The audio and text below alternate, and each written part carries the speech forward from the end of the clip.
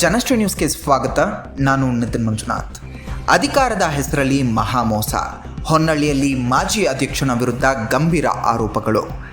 ಅಧಿಕಾರದ ಹೆಸರಲ್ಲಿ ಜನರನ್ನ ಮೋಸ ಮಾಡ್ತಿರುವ ಆರೋಪ ದಾವಣಗೆರೆ ಜಿಲ್ಲೆಯ ಹೊನ್ನಳ್ಳಿ ತಾಲೂಕಿನಲ್ಲಿ ಕೇಳಿಬಂದಿದೆ.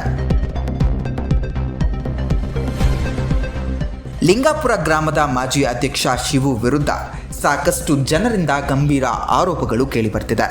ಈ ಫೋಟೋದಲ್ಲಿ ಕಾಣ್ತಿರುವ ವ್ಯಕ್ತಿಯೇ ಶಿವು.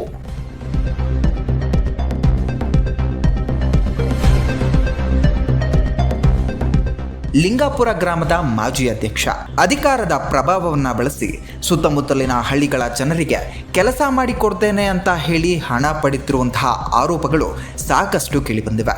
ಅದರಲ್ಲಿ ಮೊದಲನೆಯದ್ದು ಇದೇ ತಾಲೂಕಿನ ಮುತ್ತೇನಹಳ್ಳಿ. ಈ ವಿಡಿಯೋದಲ್ಲಿ ಕಾಣ್ತಿರುವ ವ್ಯಕ್ತಿಯೇ ಮಾಲತೇಶ್. ಇವರಿಗೆ ಖಾತೆಯ ಸಮಸ್ಯೆ ಇತ್ತು. ಈ ಸಮಸ್ಯೆ ಸರಿಪಡಿಸಿಕೊಡ್ತೀನಿ ಅಂತ ಹೇಳಿದ ಶಿವು ತನಗೆ PDO ಪರಿಚಯ ಇದೆ ಅಂತ ನಂಬಿಸಿ ಸುಮಾರು 20,000 ರೂಪಾಯಿ ಪಡೆದಿದ್ದಾನೆ ಎನ್ನಲಾಗ್ತಾ ಇದೆ. ಒಂದು ವೇಳೆ ಕೆಲಸ ಆಗದಿದ್ರೆ ಹಣ ವಾಪಸ್ ಕೊಡ್ತೇನೆ ಅಂತ ಮಾತು ಕೊಟ್ಟಿದ್ರೂ ಸಹ ಖಾತೆ ಕೆಲಸ ಆಗದೆ ವಿಳಂಬವಾಗ್ತಿತ್ತು. ಹೀಗಾಗಿ ಹಣ ವಾಪಸ್ ಕೇಳಿದ್ರೆ ನಾಳೆ ಆಗತ್ತೆ, ನಾಳಿದ್ದು ಆಗತ್ತೆ ಅಂತ ಕಾಲಹರಣ ಮಾಡ್ತಿದ್ದ. ಕೊನೆಗೂ ಬೇಸತ್ತ ಮಾಲತೇಶ್ ಹಣ ವಾಪಸ್ ಕೊಡಲು ಒತ್ತಾಯಿಸಿದ್ದಾರೆ. ನಂತರ 5,000 ರೂಪಾಯಿ ಮಾತ್ರ ಹಿಂದಿರುಗಿಸಿ ಉಳಿದ 15,000 ಬಗ್ಗೆ PDO ಟ್ರಾನ್ಸ್ಫರ್ ಆಗಿದೆ, ನಾನು ಮಾಡಬೇಕಾದ ಎಲ್ಲ ಕೆಲಸವನ್ನ ಮಾಡಿದ್ದೇನೆ ಅಂತ ಹೇಳಿ ತಪ್ಪಿಸಿಕೊಳ್ಳಲು ಯತ್ನಿಸಿರುವುದಾಗಿ ಹೇಳಲಾಗ್ತಾ ಇದೆ. ನನ್ನ ಹೆಸರು ಮಾಲತೇಶ್ ಅಂತೇಳಿ. ನಾನು ಈ ಮುಕ್ತನಹಳ್ಳಿ ಗ್ರಾಮಕ್ಕೆ ಬಂದು 20 ವರ್ಷ ಆಗಿದೆ. ಅವತ್ತಿಂದ ಇವತ್ತಿನವರೆಗೂ ಸಹ ನಾನು ಇಲ್ಲೇ ಒಂದು ನರಿಕೆ ಮನೆಯನ್ನು ಕಟ್ಕೊಂಡು 14 ವರ್ಷದಿಂದ ಇಲ್ಲೇ ವಾಸ ಮಾಡ್ತಾ ಇದ್ದೇನೆ. ಅದರಿಂದ ನಾನು ಸ್ವಲ್ಪ ಜಾಗ ಕೊಂಡ್ಕೊಂಡು ಒಂದು 12 ವರ್ಷನ 13 ವರ್ಷ ಆಯಿತು ಇಲ್ಲಿಗೆ. ಈ ಜಾಗ ಕೊಂಡ್ಕೊಂಡು ಒಂದು 13 ವರ್ಷ ಆಯಿತು. ಆದಮೇಲೆ ಈ ಜಾಗ ಗ್ರಾಮ ಪಂಚಾಯತಿಗೆ ಸೇರ್ಪಡೆ ಮಾಡ್ಕೋಬೇಕಂದ್ರೆ ಅಲ್ನೇಷನ್ ಆಗಬೇಕಂತ ಹೇಳಿದರು. ಆ ಕಾರಣದಿಂದ ನಾನೇನು ಮಾಡಿದೆ, ಒಂದು ಸ್ವಲ್ಪ ದುಡ್ಡನ್ನು ಜೋಡಿಸ್ಬಿಟ್ಟು DC ಅಪ್ರೂವ್ ಮಾಡಿಸ್ಕೊಂಡು ಅಲ್ನೇಷನ್ ಮಾಡಿಸ್ಕೊಂಡು ನಾನು ತೊಗೊಂಡು ಬಂದೆ. ಅಲ್ನೇಷನ್ ಮಾಡಿ ತೊಗೊಂಡು ಬಂದಮೇಲೆ ಇಲ್ಲಿ ಗ್ರಾಮ ಪಂಚಾಯತಿಗೆ ಇದನ್ನು ನೀವು ಖಾತೆ ಮಾಡ್ಕೊಳ್ಳಿ ಅಂತೇಳಿ ನಾನು ಕೇಳಿದಾಗ ಅದನ್ನು ಗ್ರಾಮ ಪಂಚಾಯತಿಯಲ್ಲಿ ನಾವು ಕೇಳಿದಂಥ ಕಾರ್ಯಗಳನ್ನು ಅವ್ರು ಮಾಡಿಕೊಡೋಕ್ಕೆ ಅವ್ರು ರಿಜೆಕ್ಟ್ ಮಾಡಿದ್ರಿಂದ ನಾನು ಏನು ಮಾಡಿದೆ, ಸರಿ ನೇಗಾರ ಮಾಡಿ ಮಾಡಿಸ್ಬೇಕಲ್ಲ ಅಂತೇಳಿ ಬೇರೆ ನಾನು ತಿಳಿದಂಥವ್ರನ್ನೆಲ್ಲರನ್ನೂ ಕೂಡ ನಾನು ಕೇಳಿದೆ. ನಾನು ಮಾತು ಬಂದಾಗ ಅವ್ರ ಹತ್ರ ಹೇಳ್ತಾ ಇದ್ದೆ, ಏನು ರೀ ಅಧ್ಯಕ್ಷರಾಗ್ತೀರಿ, ಅಧ್ಯಕ್ಷರಾದವ್ರ ಮೇಲೆ ಈ ಥರ ಎಲ್ಲ ನಮ್ಮಂಥವ್ರು ಅಲ್ನೇಷನ್ ಮಾಡ್ಕೊಂಬಂದರೆ ನಮ್ಮದು ಅಲ್ನೇಷನ್ನ ನೀವು ಪಂಚಾಯತಿ ಸೇರ್ಪಡೆ ಮಾಡಲಿಲ್ಲ, ಯಾಕಪ್ಪ ಪಂಚಾಯತಿ ಸೇರ್ಪಡೆ ಮಾಡ್ಕೊಳ್ಳಲ್ಲ, DC ಅಪ್ರೂವಲ್ ಆಗಿ ಬಂದರೂ ಕೂಡ ಸೇರಿಸ್ಕೊಳ್ಳಲ್ಲ, ಯಾಕೆ ಏನು ಅಂತೇಳಿ ನಾನು ಅವ್ರ ಹತ್ರ ಮಾತಾಡ್ತಿರುವಾಗ ಅವ್ರು ಹೇಳ್ತಾ ಇದ್ರು, ಅಣ್ಣ ಹಂಗೆ ಇರುತ್ತೆ ಅಣ್ಣ, ಕೆಲವ್ರು ಹಾಗೆ ಈಗೆಲ್ಲ ಮಾತಾಡ್ತಿರ್ತಾರೆ, ಕೆಲವು ಒಪ್ಪಿಗೆ ಕೊಡ್ತಾರೆ, ಕೆಲವು ಒಪ್ಪಿಗೆ ಕೊಡಲ್ಲ, ಹಂಗೆಲ್ಲ ಇರ್ತತೆ ಅಣ್ಣ. ಆದರೆ ನನಗೊಬ್ಬರು ಪರಿಚಯ ಇದಾರಣ್ಣ PDO, ಅವರಿಗೆ ನಾನು ಹೇಳಿ ಅದನ್ನು ನಾನು ಸರಿ ಮಾಡ್ತೀನಿ, ಸ್ವಲ್ಪ ಹಣ ಕೊಟ್ಟರೆ ಸರಿಯಾಕತ್ತಣ ಅಂತ ಅವ್ರು ಹೇಳ್ತಾ ಇದ್ರು. ಅವಾಗ ಎಷ್ಟು ಕೊಡ್ಬೇಕಪ್ಪ ನಾನು ಹಣ ಅಂತ ಕೇಳಿದೆ. ಅಣ್ಣ 20,000 ರೂಪಾಯಿ ಕೊಡ್ರಿ, ನಾನು ಹೇಳಿ ಅದನ್ನು ನಾನು ಸರಿ ಮಾಡಿಕೊಡ್ತೀನಿ ಅಂತೇಳಿ ಅವ್ರು ಹೇಳ್ತಾ ಇದ್ರು. ಸರಿ ಆಯಿತು, ಮತ್ತು ನಾನು ಹಣ ಕೊಡ್ತೀನಪ್ಪ, ಕೆಲಸ ಮಾಡಿಕೊಡ್ಲಿಲ್ಲ ಅಂತಂದ್ರೆ ಹಣ ವಾಪಸ್ ಕೊಡಬೇಕು ಅಂತೇಳಿ ಅವ್ರ ಕಡೆ ಮಾತಾಡಿದ್ವಿ. ಒಳ್ಳೇದು, ಕೆಲಸ ಆದರೆ ಹಣ ಕೊಡು, ಅವ್ರು ಕೊಟ್ಟರೆ ಹಣಕ್ಕೆ ನೀವು ಕೆಲಸ ಮಾಡಿಕೊಟ್ರೆ ಏನು ಪ್ರಾಬ್ಲಮ್ ಇಲ್ಲ, ಆದರೆ ಕೆಲಸ ಏನಾರ ಮಾಡಿಕೊಡ್ಲಿದ್ರೆ ಹಣ ವಾಪಸ್ ಕೊಡಬೇಕು ಆಯ್ತು ಅಂತೇಳಿ ನಾನು ಒಂದು ಹಂಗೇಳಿ ಮಾತಾಡ್ಕೊಂಡು ಬಂದಮೇಲೆ ಒಂದು 15 ತಿಂಗಳ ಬಿಟ್ಟು ಅವ್ರಿಗೆ ಒಂದು 10,000 ರೂಪಾಯಿ ಕೊಟ್ಟೆ. ಮತ್ತೊಂದು ಸ್ವಲ್ಪ ದಿನ ಬಿಟ್ಟು ಮತ್ತೊಂದು 10,000 ಕೊಟ್ಟೆ. ಕೊನೆಯಲ್ಲಿ ಪಂಚಾಯತಿಯಲ್ಲಿ ಅವ್ರು ನಾವು ಮಾಡೋದಿಲ್ಲ ಅಂತೇಳಿ ಹೇಳ್ತಾ ಇದ್ರು. ನಾವು ಕೂಡ ಒಂದು ಕಟ್ಟಡನ ಹಿಂಗೆ ಏನು ಕಟ್ಟಡ ಅಂತಂದ್ರೆ ಒಂದು 20-40 ಒಂದು ಇದ್ರ ಥರ ಶೀಟ್ ಹಾಕಿ ಕಟ್ಕೊಂಡಿದ್ದೀವಿ. ಅವರು ಅಲ್ಲಿ ಇದೇ ಥರ ಹೇಳ್ತಾ ಇದ್ರೆ ಮಾಡಲ್ಲ ಅಂತ ಹೇಳ್ತಾ ಇದಾರೆ. ಮತ್ತು ಹಿಂಗೆ ಹೇಳಿರಿ, ಹೆಂಗೆ ನನ್ನ ಕೆಲಸನಾರ ಮಾಡಿಕೊಡ್ರಿ, ಇಲ್ಲ ನಾನು ದುಡ್ಡಾರ ವಾಪಸ್ ಕೊಡ್ರಿ ಅಂತೇಳಿ ನಾನು ಶಿವ ಅವ್ರ ಹತ್ರ ಕೇಳಿದ್ವಿ. ಅವ್ರು ಲಿಂಗಾಪುರದಲ್ಲಿ ಅವ್ರು ಅಧ್ಯಕ್ಷರಾಗಿದ್ದರು. ಸರಿ ನಾನು ಹೇಳಿ ಸರಿ ಮಾಡ್ತೀನಿ ಅಣ್ಣ, ನೀವೇನು ಟೆನ್ಷನ್ ಮಾಡ್ಕೊಬೇಡ್ರಿ, ನೀವು ಸುಮ್ಮನೆ ಇರ್ರಿ ಅಂತೇಳಿ ನನಗೆ ಹೇಳಿದರು. ಅದಕ್ಕೆ ಆಯಿತು ಅಂತೇಳಿ ನಾನು ಸುಮ್ಮನಾದೆ. ಒಂದು ಸಾರಿ ಕೆಲಸ ಆಗಲಿಲ್ಲ, ಆ ಅಮ್ಮ ಏನಾಗ್ಬಿಡ್ತು, ಬೇರೆ ಕಡೆಗೆ ಟ್ರಾನ್ಸ್ಫರ್ ಆಗಿ ಹೋಗ್ಬಿಟ್ರು. ಈ ಮುಕ್ತನಹಳ್ಳಿಯಿಂದ ಬೇರೆ ಊರು ಹೋದರು. ಮತ್ತು ಅವರು ಕೆಲಸನೂ ಮಾಡಲಿಲ್ಲ, ಮತ್ತು ಬೇರೆ ಊರು ಟ್ರಾನ್ಸ್ಫರ್ ಆಗಿ ಹೋಗಿದ್ದಾರೆ. ಮತ್ತು ಹೇಗೆ ಅಂತೇಳಿ ನಾನು ಶಿವ ಅವ್ರ ಹತ್ರ ಕೇಳಿದೆ. ಶಿವಧರ್ ಹೇಳ್ತಾ ಇದ್ರು, ಅಲ್ಲಣ್ಣ ಅವ್ರು ಮಾಡೋ ಕೆಲಸ ಅವ್ರು ಮಾಡಿದ್ದಾರೆ, ಪಂಚಾಯತ್ ಒಪ್ಪಿಗೆ ಕೊಟ್ಟಿರಲಿಲ್ಲ ಇದನ್ನ ಖಾತೆ ಮಾಡೋಕ್ಕೆ, ಆದರೂ ಕೂಡ ಅವರು ಇಲ್ಲ DC ಅಪ್ರೂವಲ್ ಆಗಿ ಬಂದೈತೆ, ಅವರು ಅದನ್ನು ನಾವು ಮಾಡಬೇಕು ಅಂತ ಹೇಳಿ ಅಮ್ಮ ಬರ್ದಿಟ್ಟತ್ತ ಅಂದ್ಕೊಂಡ್ರಿ, ಅಷ್ಟು ಬಿಟ್ಟರೆ ಅಯ್ಯಮ್ಮ ಕೈಲಿ ಏನು ಮಾಡೋಕ್ಕಾಗಲ್ಲ, ಇಷ್ಟು ಮಾಡ್ಲಿಕ್ಕೋಸ್ಕರ ನಾನು ದುಡ್ಡು ಕೊಟ್ಟಿನಿನ್ರಿ ಅಂತೇಳಿ ನಾನು ಕೇಳಿದೆ. ಅದಕ್ಕೆ ಅವ್ರು ಇದ್ದವರು, ಇಲ್ಲಣ್ಣ ಅದೆಲ್ಲ ಅವ್ರು ಕರೆಕ್ಟಾಗಿ ಅವ್ರು ಏನು ಬರೀಬೇಕಂತ ಬರೆದಿದ್ದಾರೆ, ಪಂಚಾಯತಿಯಲ್ಲಿ ಪ್ರಾಬ್ಲಮ್ ಆಗಿರೋದು, ಈಗ ಅಯ್ಯಮ್ಮ ಹೊರಗಡೆ ಹೋಗಿತ್ತಲ್ಲ, ಬೇರೆ ಕಡೆ ಟ್ರಾನ್ಸ್ಫರ್ ಹೋಗಿರಲ್ಲ, ಆ ಅಮ್ಮಗೆ ನಾನು ದುಡ್ಡು ಅಷ್ಟು ಕೊಟ್ಬಿಟ್ಟಿದ್ದೀನಿ, ಆ ಅಮ್ಮ ದುಡ್ಡು ಕೊಟ್ಟರೆ ಕೊಡ್ತೀನಿ, ಮತ್ತು ವೆಯ್ಟ್ ಮಾಡಬೇಕು ಅಂತಂದ್ರು. ಸರಿ ಆಯಿತು ಅಂತೇಳಿ ನಾನು ಅವ್ರ ದುಡ್ಡು ಕೇಳಪ್ಪ ಮತ್ತು ಯಾವಾಗ ಹೋಗೋಣ ದುಡ್ಡಿಗೆ ಅಂತೇಳಿ ಹೇಳಿದೆ. ದುಡ್ಡಿಗೆ ಅವಾಗ ಹೋಗೋಣ ಇವಾಗ ಹೋಗೋಣ, ಅವ್ರು ಸಿಕ್ಕಿಲ್ಲ ಇವ್ರು ಸಿಕ್ಕಿಲ್ಲ, ಅವರು ಸಿಕ್ಕಾಗ ಹೋಗೋಣಂತೆ ಅಂತೇಳಿ ಎಲ್ಲ ಹೇಳ್ಕೊಂತ ಹಂಗೆ ಬಂದರು. ಅಲ್ಲಿ ಎಮ್ಮ ಹೋಗಿ 1 ವರ್ಷ ಆಯಿತು. ಆಮೇಲೆ ನಾನು ಭಾಳ ಪ್ರೆಸರ್ ಹಾಕಿದೆ, ನಾನು ದುಡ್ಡರೇ ಕೊಡು, ಇಲ್ಲ ಬಂದಾಗ ನಾನು ಕೆಲಸನೇ ಮಾಡಿಕೊಡು ಅಂತ ಕೇಳಿದಾಗ 5,000 ರೂಪಾಯಿ ದುಡ್ಡು ತಂದು ಕೊಟ್ಟರು. ಅವ್ರು 5,000 ದುಡ್ಡು ತಂದು ಕೊಟ್ಟು ಮತ್ತೆ ಇನ್ನು 15,000 ರೂಪಾಯಿಗೆ ಅಣ್ಣ ಅವ್ರಿಗೆ ದುಡ್ಡು ಕೊಟ್ಟಿನಿ, ಅಮ್ಮ ಫೋನ್ ಎತ್ತಾ ಇಲ್ಲ, ಅವ್ರ ಮನೆಗೆ ಹೋಗ್ಬೇಕಣ್ಣ, ಅವ್ರ ಮನೆಗೆ ಅವ್ರು ಯಾವಾಗ ಇರ್ತಾರೋ ಅವಾಗ ಹೋಗ್ಬೇಕು, ಇಲ್ಲಾಂದ್ರೆ ಅವ್ರ ಆಫೀಸಿಗೆ ಬಂದಾಗ ಹೋಗ್ಬೇಕು, ನಾನೆಲ್ಲ ಹೇಳ್ತೀನಿ ಅಂತ ಹೇಳಿ ಹಂಗೇ ತಳ್ಕೊಂತ ಬಂದ್ಬಿಟ್ರು. ಇಷ್ಟೆಲ್ಲ ಸಮಸ್ಯೆಗಳು ನಮ್ಗೆ ಆಗಿದ್ದಾವೆ. ಆದರೆ ಶಿವ ಅವರು ಮಾತ್ರ ದುಡ್ಡು ಕೊಡಲಿಲ್ಲ, 15,000ನ ಕೆಲಸನೂ ಮಾಡಿಕೊಡ್ಲಿಲ್ಲ. ಈ ಥರ ಮಾಡುವಾಗ ನಮ್ಮಂಥವ್ರಿಗೆ ಬಹಳ ತೊಂದರೆಗಳಾಗ್ತದೆ, ಕಷ್ಟಗಳಾಗ್ತದೆ. ಏನೋ ಜೋರು ಮಾಡಿ ಕೇಳಿದರೆ ಬಾರ್ ನೀನು ನೋಡ್ಕೊತೀನಿ ಅಂತ ಹೇಳ್ತಾರೆ. ಇದು ಒಬ್ಬರ ಸಮಸ್ಯೆ ಆದ್ರೆ ಮತ್ತೊಬ್ಬರ ಸಮಸ್ಯೆ ಕೇಳಿ. ಇಲ್ಲಿ ಕೈ ಮುಗಿದು ಕೇಳಿಕೊಳ್ತಿರೋರು ಶೋಭಾ ಅಂತ. ಈಕೆಯ ಸಮಸ್ಯೆ ಕೇಳಿದ್ರೆ ಎಂಥ ಕಲ್ಲು ಮನಸ್ಸು ಕೂಡ ಕರಗತ್ತೆ. ಶೋಭಾ ಅವರು ಖಾತೆ ಅಥವಾ 11B ದಾಖಲೆಗಾಗಿ ಅಲೆದಾಡ್ತಾ ಇದ್ದಾರೆ. ಈ ಸಂಬಂಧ ಶಿವು ಅವರಿಗೆ ಈಗಾಗಲೇ 5,000 ರೂಪಾಯಿ ನೀಡಿದ್ರೂ ಕೆಲಸ ಆಗಿಲ್ಲ ಎನ್ನಲಾಗ್ತಾ ಇದೆ. ಶೋಭಾ ಅವರ ಪತಿ ನಿಧನವಾಗಿದ್ದು ಮಗಳ ಮದುವೆ ಮಾಡಿಕೊಂಡು ಸಾಲದಲ್ಲಿ ಮುಳುಗಿದ್ದಾರೆ. ಮನೆ ಮಾರಲು ಯತ್ನಿಸಿದ್ರು ಖಾತೆ ದಾಖಲೆ ಇಲ್ಲದೆ ಸಂಕಷ್ಟ ಎದುರಿಸುತ್ತಿದ್ದಾರೆ. ಇನ್ನಷ್ಟು ಹಣ ಕೊಡಲು ನಮ್ಮಲ್ಲಿ ಶಕ್ತಿ ಇಲ್ಲ ಅಂತ ಶೋಭಾ ಅವರು ಕಣ್ಣೀರಿಡುತ್ತಿದ್ದಾರೆ. ಲಿಂಗಾಪುರದ ಗ್ರಾಮ ಪಂಚಾಯತಿಗೂ ಮತ್ತು ತಹಸೀಲ್ದಾರಿಗೂ ಕೈ ಮುಗಿದು ಬೇಡ್ಕೊಳ್ತಾ ಇದ್ದೀವಿ. ಒಂದು 11B ಕೊಡಿ, ಇಲ್ಲಾಂದರೆ ಈ ಥರ ಮಾಡಿಕೊಡಿ.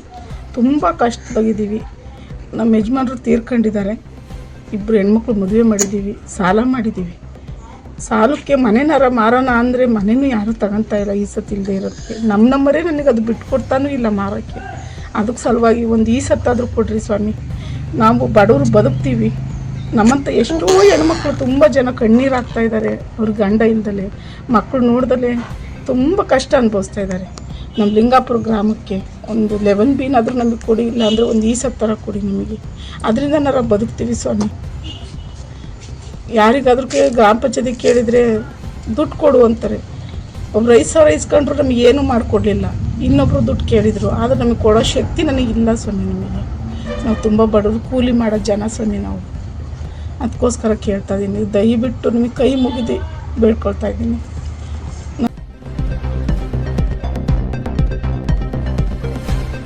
ಶೋಭಾ ಅವರ ಹಣದ ಬಗ್ಗೆ ಶಿವು ಅವರನ್ನ ವಿಚಾರಿಸಲು ವಾಹಿನಿ ಕಡೆಯಿಂದ ಕರೆ ಮಾಡಿದಾಗ ಶೋಭಾ ಅವರ ಹಣವನ್ನು ಪಡೆದುಕೊಂಡಿಲ್ಲ ಅಂತ ಶಿವು ಹೇಳ್ತಾರೆ.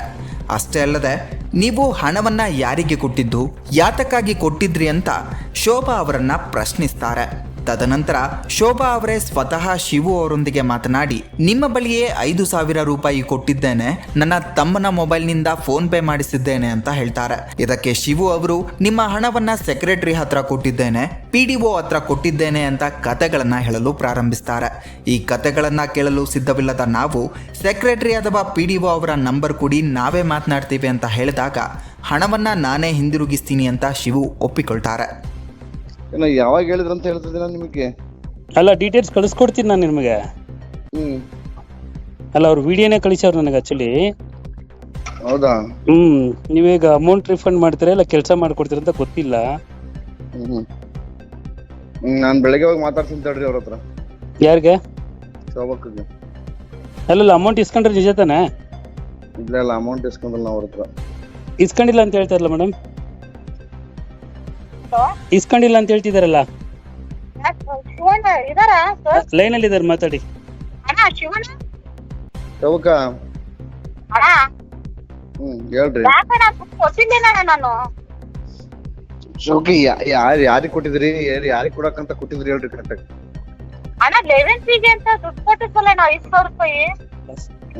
ಯಾರು ನನಗ್ ಕೊಟ್ಟಿದ್ರಿ, ಯಾರಿಗೆ ಕೊಟ್ಟಿದ್ರಿ ನೀವು? ಮನಿಗ್ ಕೊಡಂತ ಕೊಟ್ಟಿದ್ರ?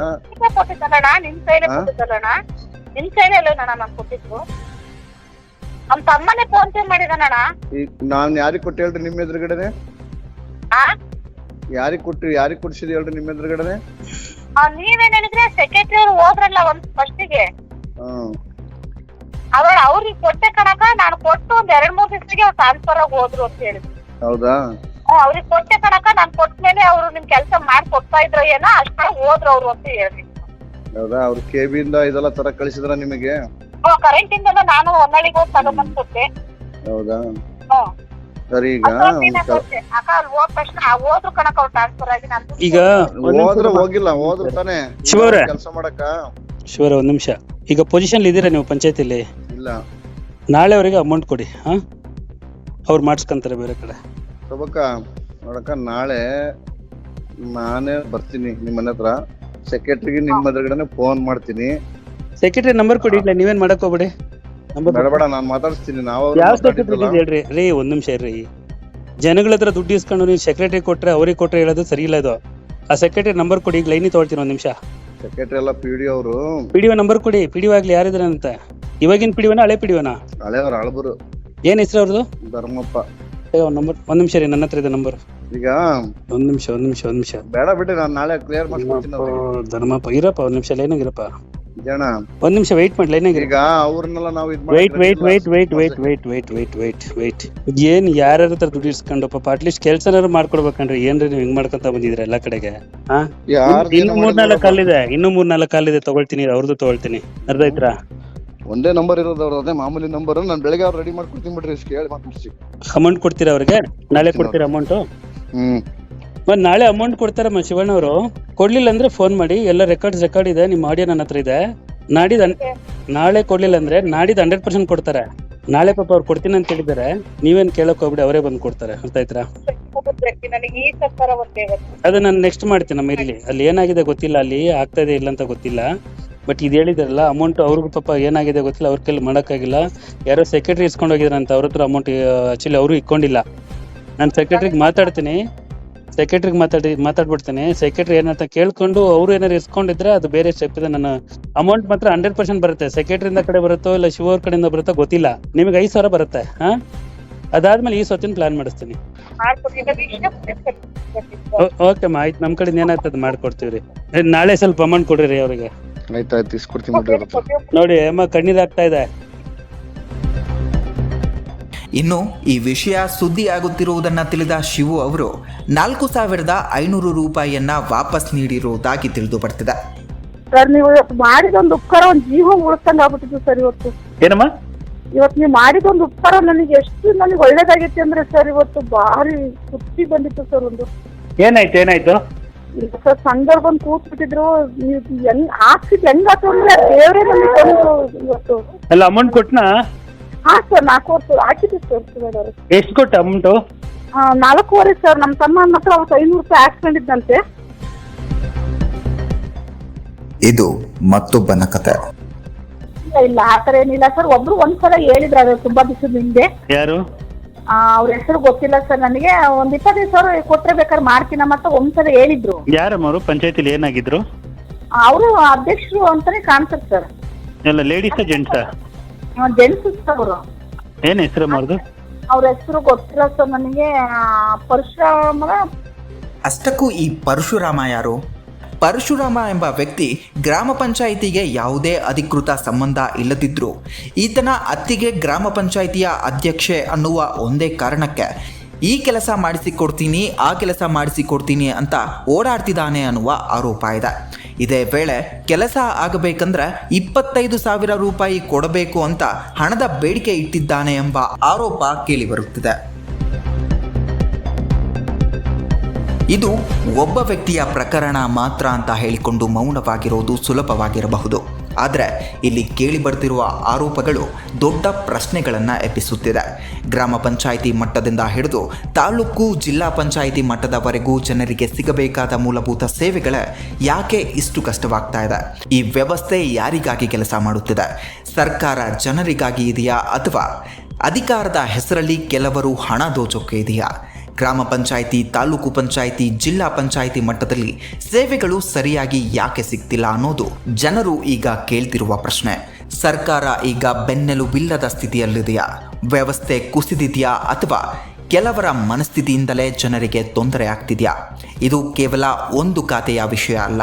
ಇದು ಇಡೀ ಆಡಳಿತದ ವ್ಯವಸ್ಥೆ ಮೇಲಿನ ಪ್ರಶ್ನೆ. ನಾವು ಈ ವಿಚಾರವನ್ನು ಇಲ್ಲಿಗೆ ಬಿಡೋದಿಲ್ಲ. ಗ್ರಾಮ ಪಂಚಾಯಿತಿ, ತಾಲೂಕು ಪಂಚಾಯಿತಿ, ಜಿಲ್ಲಾ ಪಂಚಾಯಿತಿ ಮಟ್ಟದಲ್ಲಿ ಸೇವೆಗಳು ಸರಿಯಾಗಿ ಸಿಗೋವರೆಗೂ ಈ ವಿಚಾರವನ್ನು ಮುಂದುವರಿಸುತ್ತೇವೆ. ಜನರಿಗೆ, ಸಮಾಜಕ್ಕೆ ಒಳ್ಳೆ ಕೆಲಸ ಮಾಡುತ್ತೇವೆ ಅಂತ ಹೇಳಿ ನಂಬಿಸಿ ಅಧಿಕಾರಕ್ಕೆ ಬರುವ ಜನಪ್ರತಿನಿಧಿಗಳ ಈ ರೀತಿಯಾಗಿ ಮಾಡೋದು ಎಷ್ಟರ ಮಟ್ಟಕ್ಕೆ ಸರಿ?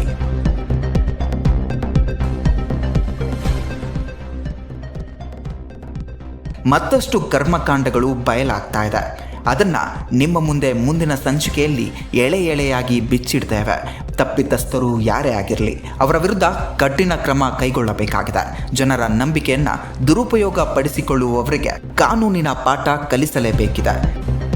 ಮುಗ್ಧ ಹಳ್ಳಿ ಜನರನ್ನು ಮೋಸ ಮಾಡಿ ಹಣ ಪಡೆದುಕೊಳ್ಳೋ ಜನಪ್ರತಿನಿಧಿಗಳಿಗೆ ನಾಚಿಕೆ ಆಗಬೇಕು. ಇಂತಹ ಜೀವನ ಆದರೂ ಯಾಕೆ ಬೇಕು? ಇಂತಹ ಜನಪ್ರತಿನಿಧಿಗಳು ಮತ್ತೆ ಅಧಿಕಾರಕ್ಕೆ ಬಂದರೆ ಮತ್ತೆ ಇದೇ ರೀತಿಯ ಕರ್ಮಕಾಂಡಗಳು ಹೊರಬರುತ್ತವೆಯೇ ವಿನಃ ಅಭಿವೃದ್ಧಿ ಕಾರ್ಯಗಳಲ್ಲ. ಈ ಪರಶುರಾಮನ ಕರ್ಮಕಾಂಡಗಳನ್ನು ದಾಖಲೆ ಸಮೇತ ಎಳೆ ಎಳೆಯಾಗಿ ಬಿಚ್ಚಿಡ್ತೀವಿ ಮುಂದಿನ ಸಂಚಿಕೆಯಲ್ಲಿ. ಇದೇ ರೀತಿಯ ನಿರಂತರ ಅಪ್ಡೇಟ್ಗಳಿಗಾಗಿ ನೋಡ್ತಾ ಇರಿ ಜನಶ್ರೀ ನ್ಯೂಸ್.